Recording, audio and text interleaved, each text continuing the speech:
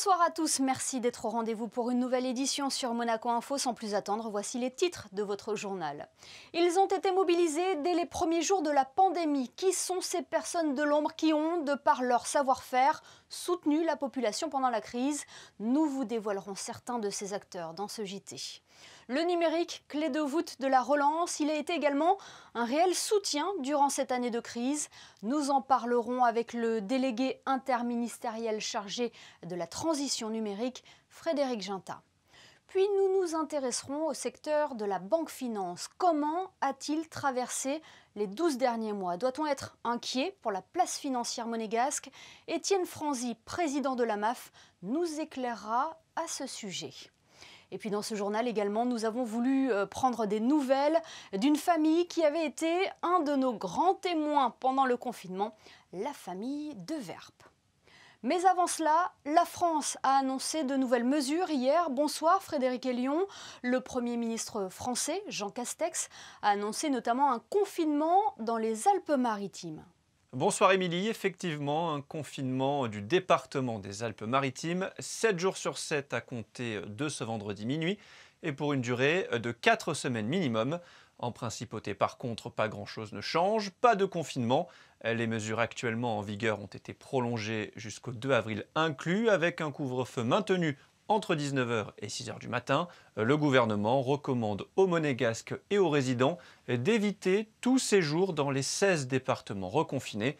Des contrôles renforcés seront opérés dès ce samedi à la frontière franco-monégasque pour les 4 prochaines semaines. En dehors des résidents monégasques, seules les personnes travaillant en principauté et celles habitant les communes limitrophes, Èze et Menton, pourront pénétrer sur le territoire monégasque avec présentation de l'attestation dérogatoire française. Parlons à présent de ce groupe de travail mixte Monaco Finance Durable. Ce groupe s'est rassemblé en début d'après-midi au ministère d'État pour aborder différentes thématiques liées au monde de la finance durable.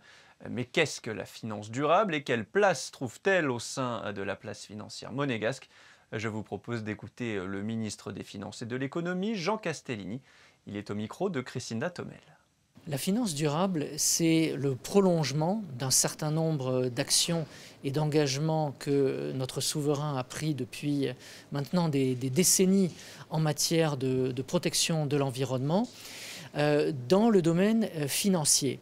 Il y a la possibilité, et d'ailleurs, il en sera fait l'écho la semaine prochaine lors de la Monaco Ocean Week, de parler de finances bleues, de finances vertes, d'une finance qui est respectueuse de l'environnement et qui peut soutenir également l'innovation technologique au service du développement durable. Cette thématique, elle a en effet rencontré un grand succès et je tiens à remercier les professionnels, notamment de l'Association monégasque des activités financières et leur président, M. Étienne Franzy, pour avoir accepté de constituer, aux côtés des représentants de l'État, un groupe de travail sur cette thématique. J'ai envie de vous dire, en utilisant une phrase anglaise, « We put our money where our mouth is ». C'est-à-dire, nous devons délivrer, nous devons faire en sorte que nos actes, nos investissements soient en phase avec nos engagements pour la planète. Et pour être franc, il n'y a plus le choix aujourd'hui. Les jeunes générations en particulier, ce qu'on appelle les family office, ce sont des investisseurs qui recherchent du sens dans leur investissement, de la performance bien sûr, mais aussi du sens et de protéger la planète, d'aider à développer de nouvelles méthodes, de nouvelles technologies à travers ces investissements. C'est ce que nous allons chercher à mettre en œuvre pour la place bancaire et financière monégasque à travers ce groupe de travail Monaco Finance Durable. Et on termine par ce déplacement de la princesse Charlène en Afrique du Sud. La princesse Charlène est allée assister à l'hommage rendu au roi des Zoulous, Goodwill Zwelithini, décédé à 72 ans après 50 ans de règne. Cette cérémonie commémorative s'est déroulée hier dans la ville de Nongoma, en présence notamment du président sud-africain Cyril Ramaphosa. Merci Frédéric. Depuis le début de la semaine, nous consacrons nos éditions à la crise sanitaire qui a débuté il y a un an maintenant. Avant de recevoir nos invités, nous avons décidé de mettre en lumière ceux qui ont été mobilisés dès les premiers jours de la pandémie des entreprises monégasques. C'est un reportage de Christina Thomel. Il y a un an de cela, face à la pandémie de la Covid-19, le monde s'est mis sur pause. Confinement, télétravail, école à la maison, notre quotidien s'en est trouvé bouleversé. Et durant cette période singulière, ils ont été nombreux pourtant à rester mobilisés. Soignants, secouristes, forces de l'ordre, éboueurs, caissières, ils sont montés en première ligne pour que la vie continue malgré tout. Et au cœur de ces semaines cloisonnées, pour ceux que l'on appelle aujourd'hui les héros du quotidien, le réveil a continué à sonner. Au sein de la société Prodifac, ils étaient nombreux dès le début de la pandémie à se rendre au travail pour y produire en grande quantité du gel hydroalcoolique pour fournir les pharmacies de la Principauté. J'ai un souvenir assez vivace parce que ça a démarré le jour de mon anniversaire, je ne dirai pas de quel anniversaire précisément, où j'ai découvert que les Chinois confinaient des villes de dizaines de millions d'habitants. Connaissant le régime chinois pour sa transparence, je me suis dit que c'était quand même très très grave. Et donc immédiatement, j'ai réactivé des lignes de gel hydroalcoolique qu'on avait l'habitude de produire pour la grande distribution en les adaptant à une activité virucide. Il y avait une ambiance qui était assez extraordinaire. D'un côté, on sentait une inquiétude, une anxiété des salariés qui venaient au travail. Et de l'autre côté, il y avait une motivation parce que je pense que les vrais héros, enfin les personnes de devoir qui ont fait leur devoir, ce sont eux. Spécialisé dans la fabrication de drones depuis 10 ans, Erwan Grimaud a quant à lui utilisé ses imprimantes 3D de MC Click pour fabriquer des masques aux allures de Dark Vador, avec pour unique objectif préserver la santé des Monégasques. Je pense que nous, on a fait vraiment très peu de choses comparé à beaucoup de personnes. Après, c'est né par rapport à des amis à moi qui m'ont dit il n'y a pas de masque, est-ce qu'avec tes imprimantes tu ne pourrais pas fabriquer quelque chose et toute l'équipe s'y est mise. Parce que là, ça a vraiment été un vrai travail d'équipe. Je veux dire, ils se sont relayés le soir pour que les imprimantes tournent. Tout le monde a mis vraiment beaucoup la main à la pâte. L'idée, ce n'était pas du tout de commencer à faire du commerce là-dessus. Et donc, on offrait, on a fait des blocs de respirateurs pour les masques Décathlon. On les a offerts, on a fait énormément de choses, on les a offerts, on a fait des petites clés, on les a offerts. Et puis vous avez utilisé également vos drones, notamment lors des battles. Ça c'était cool. On a aussi utilisé les drones pour vous livrer des œufs de Pâques, ça c'était sympa aussi. Et si les sociétés MC Click et Prodifac se sont mises à produire dans l'urgence des masques et du gel hydroalcoolique, les entreprises monégasques Eximol et Bettina se sont elles aussi mobilisées dès le début de la pandémie en mettant à profit leur savoir-faire au service de la population. Un bel exemple de réactivité et de solidarité. Ces derniers mois ont bouleversé nos manières de consommer ou de travailler à la faveur du confinement. Le numérique a progressé dans notre vie à pas de géant. En Principauté, la transition est amorcée depuis quelques années déjà, mais la situation sanitaire a accéléré son développement. Bonsoir Frédéric Ginta. Bonsoir Émilie. S'il fallait résumer en une phrase cette année pour le numérique, laquelle serait-elle ? Si on devait résumer une phrase le numérique cette année, ce serait l'accélération. Le numérique est rentré dans la vie de tous. On a vu qu'on pouvait, en temps de crise, étudier, se faire soigner, échanger, travailler avec le numérique. Et quelque part, les gens ont réalisé que le numérique, c'était concret, que le numérique à Monaco était au service de la qualité de vie des gens et qu'elle permettait aussi, dans ce genre de crise, de conserver une activité économique et une relation avec l'État. Oui, voilà, il a réellement chamboulé notre quotidien aussi bien personnellement que professionnellement parlant. Tout à fait. Je pense que cette année, tout le monde a découvert un petit peu ce qu'était un apéro Zoom. J'ai même fait des belotes sur Zoom. Il a permis aux entreprises, en dématérialisant l'ensemble des aides, de continuer à avoir une relation avec l'administration et de bénéficier des plans d'aide. En fait, il nous a permis de continuer à vivre et quelque part, il nous a forcé à nous adapter. Ça a été le cas aussi pour la population, pour les salariés, pour les entrepreneurs, pour les fonctionnaires et agents qui ont dû apprendre à travailler différemment dans un temps très court et qui ont fait preuve d'un courage extraordinaire dans des moments très difficiles. Oui, cette crise a accéléré notre relation avec le numérique. Lors de la présentation du plan de relance en Principauté, le ministre d'État, Pierre Dartout, avait déclaré « Il faut combattre les effets de la crise, mais aussi profiter des opportunités qu'elle suscite ». C'est le cas ici. Exactement. À toute crise, il y a une opportunité. Effectivement, on a eu une phase qui était une phase de résilience, où les équipes notamment de la transition numérique, et je tiens à les en remercier, ont effectué un travail exceptionnel. Et maintenant, on est dans une phase de relance. On est dans une phase de relance parce que le Monaco d'après a déjà commencé. Le Monaco d'après est maintenant. Pour vous donner un chiffre très précis, aujourd'hui, ce qui nous est remonté d'entreprise monégasque, c'est que lorsqu'on investit 1 euro dans le numérique, ça crée entre 12 et 13 euros de chiffre d'affaires. Donc c'est extrêmement profitable. Mais la transition numérique en elle-même, le programme Excelling de Monaco continue également. La transition numérique qu'avait souhaité le prince souverain en 2019 doit s'accélérer parce que les gens adhèrent de plus en plus au numérique. Et comment accompagner les personnes qui ne sont pas, entre guillemets, connectées? Pour suivre la volonté du prince souverain, il faut que cette transition soit complètement inclusive. Pour faire, déjà, on permet à tout le monde d'avoir un réseau de qualité, que ce soit par la 5G, par la fibre qui va être déployée, mais également on a un cycle de formation assez ambitieux. Tous les mois, une entreprise du numérique, que ce soit Google, soit Facebook ou d'autres, viennent former à distance les salariés monégasques. Plus de 1000 salariés ont été depuis octobre formés au numérique. La mairie organise également, pour nos aînés, des formations en partenariat avec Monaco Télécom sur les sujets du numérique. Au sein de l'État, les 4000 fonctionnaires et agents ont été formés entre 2019 et 2020 au numérique.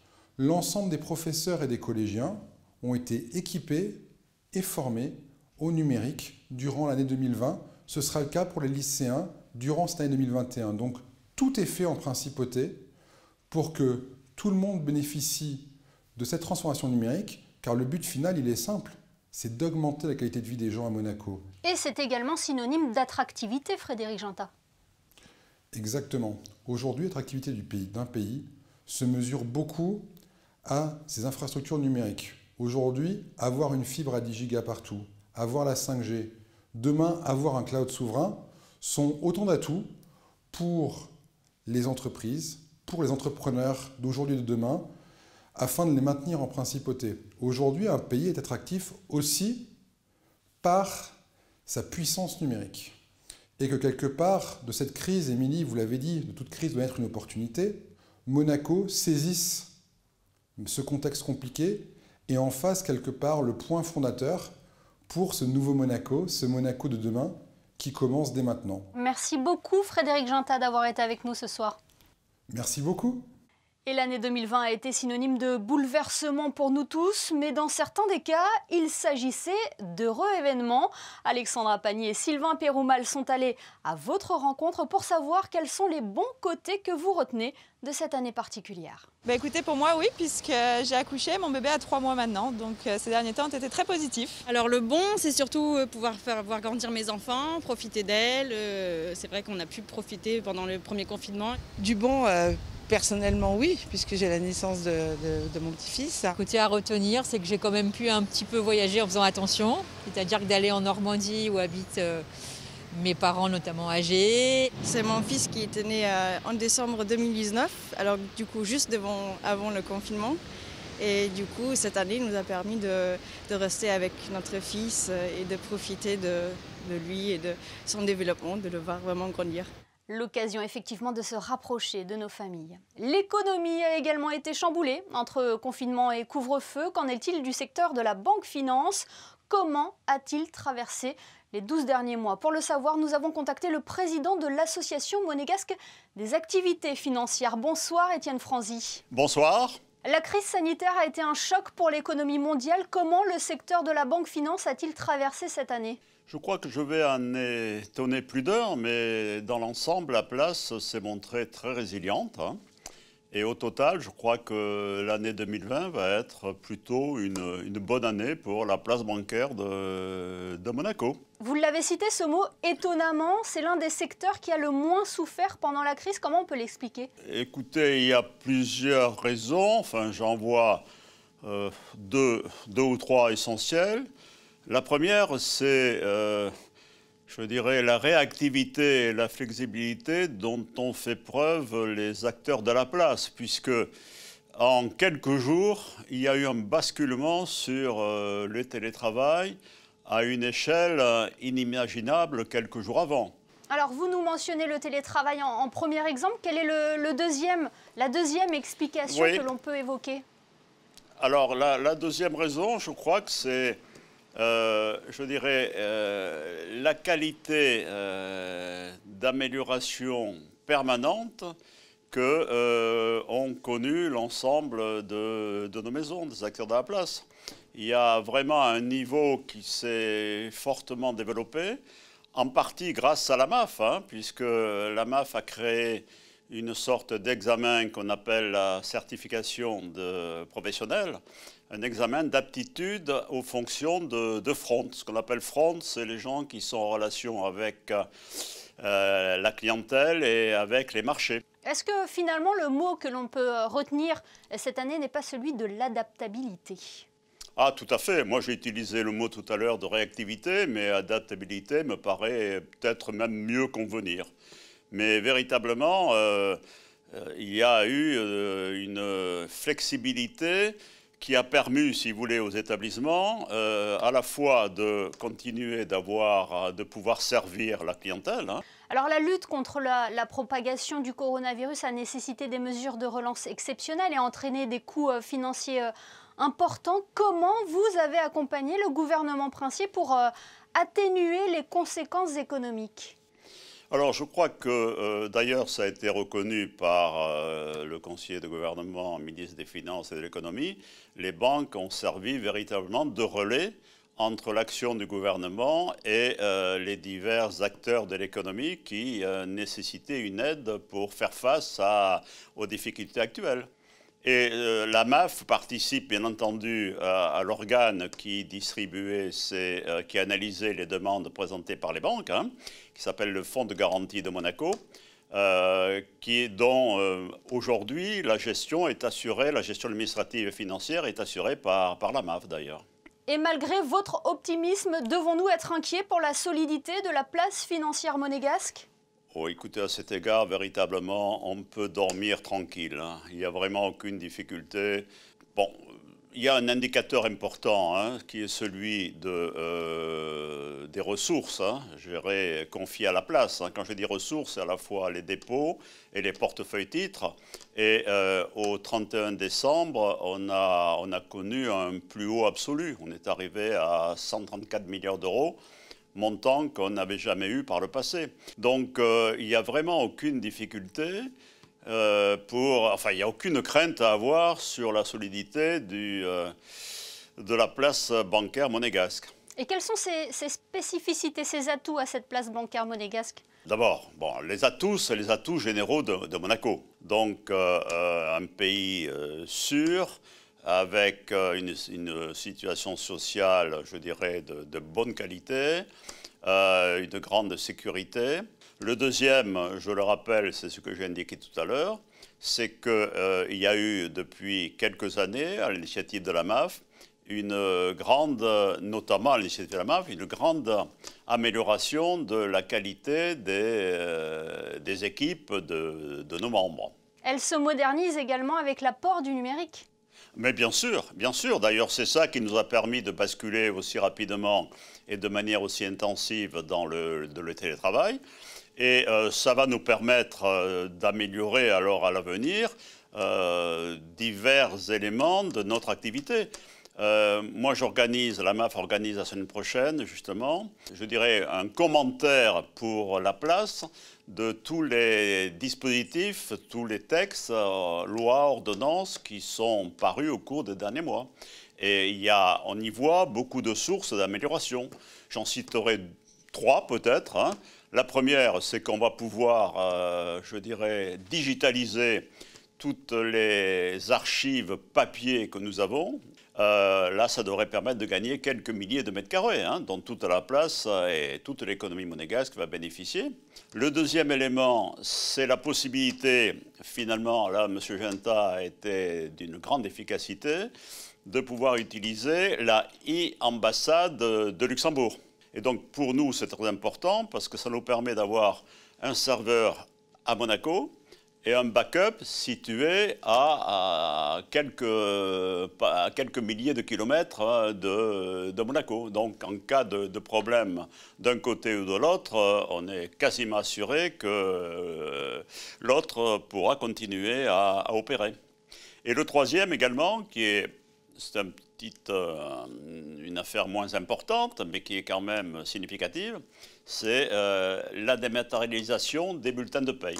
Merci beaucoup Étienne Franzy pour toutes ces explications et de nous avoir rassurés sur la place bancaire de Monaco. Merci. Merci à vous.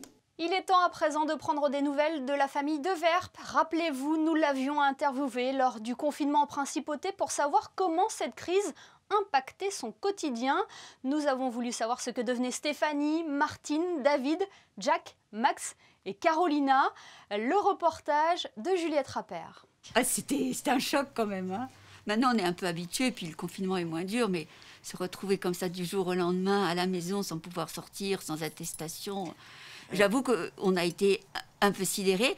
Maintenant, on est habitué. Il a fallu changer ses habitudes. Les parents, les enfants, la grand-mère et le chien Victor ont dû composer avec ce confinement et puis le couvre-feu. Des sorties limitées, la danse se fait à la maison et le water-polo se transforme en entraînement physique sur le bitume. Avec le couvre-feu, c'est vrai que on a maintenant limité, il n'y a plus de pyjama party, il n'y a plus de sorties. Normalement, on fait du water-polo, donc c'est un sport aquatique dans la piscine, sauf qu'il n'y a qu'une session qui a eu le droit de reprendre. Et nous, comme on est un peu plus âgés et qu'on n'a pas de compétition nationale, on n'a pas le droit de reprendre. Et là, ce qu'on essaie de faire, c'est faire des réunions en groupe pour mise en forme physique, essayer de travailler sur aussi avoir un esprit de collectivité ensemble. Des passions ont émergé comme les films en famille ou encore les échecs. Et pour Martine la grand-mère, des coups de sécateur sur les fleurs. Le principal pour Stéphanie est de proposer à la famille une vie plutôt agréable. Et d'essayer de garder un cadre encore tout à fait normal malgré tout ce qui se passe autour. À part les gestes barrières qu'on respecte scrupuleusement, parce que comme je suis la grand-mère, ils font quand même très attention pour moi. Ça ne nous a pas aussi beaucoup changé parce qu'on se lavait beaucoup les mains avant. Hein. Donc on fait attention à ça c'est vrai. Mais autrement, on a une vie relativement normale. Hein. Chacun a su trouver sa place. On travaille dans la cuisine, on danse dans l'entrée et on s'entraîne au chapiteau de Fontvieille. Effectivement, une vie presque normale. On retrouve Frédéric Elion pour parler sport. Frédéric, on connaît les têtes d'affiche du prochain Rolex Monte Carlo Masters. L'ATP a publié hier la liste des joueurs qui participeront à la 114e édition du Rolex Monte Carlo Masters, un tournoi qui se déroulera du 10 au 18 avril à huis clos. Presque tous les grands noms du tennis seront là. Rafael Nadal qui briguera un 12e titre au Monte Carlo Country Club, Novak Djokovic, Daniil Medvedev, tout récent numéro 2 mondial, Dominic Thiem ou encore Stefanos Tsitsipas. 17 des 20 meilleurs mondiaux seront présents. Manquent à l'appel Roger Federer, Denis Shapovalov et Milos Raonic. Le tirage au sort du tableau principal aura lieu vendredi 9 avril à 18h30 en présence de l'Italien Fabio Fognini, le dernier vainqueur du tournoi en 2019. En football, alors que l'AS Monaco se déplace à Saint-Étienne, ce soir, plusieurs joueurs du club de la Principauté ont été convoqués avec leur sélection nationale. Wissam Ben Yedder, le capitaine monégasque, a été appelé par Didier Deschamps pour participer au début des qualifications pour la Coupe du Monde 2022. L'équipe de France jouera 3 matchs durant cette fenêtre internationale. La réception de l'Ukraine, mercredi 24 mars au Stade de France, puis de déplacement au Kazakhstan dimanche 28, puis en Bosnie, mercredi 31 à Sarajevo. Benoît Badiachil et Aurélien Tchouaméni ont eux été appelés par Sylvain Ripoll, le sélectionneur des espoirs, pour participer à l'Euro avec les Bleuets. 3 matchs au programme, contre le Danemark le 25 mars, la Russie le 28 et l'Islande le 31 mars. Et on termine par les prévisions météo. Frédéric, quelle est la tendance pour le début du week-end ? Retour d'un grand soleil, Émilie, avec seulement quelques légers passages nuageux en deuxième partie de journée. Côté température, il fera 5 degrés le matin et 11 l'après-midi. Le soleil se lèvera à 6h32 pour se coucher à 18h43. Samedi 20 mars, nous fêterons l'arrivée du printemps, Émilie. Et cela sera également la journée mondiale du bonheur. Merci Frédéric et merci à vous de nous être fidèles chaque soir sur Monaco Info. À demain, samedi, pour une nouvelle édition où nous recevrons notamment le harpiste Xavier Demestre. Belle soirée à tous.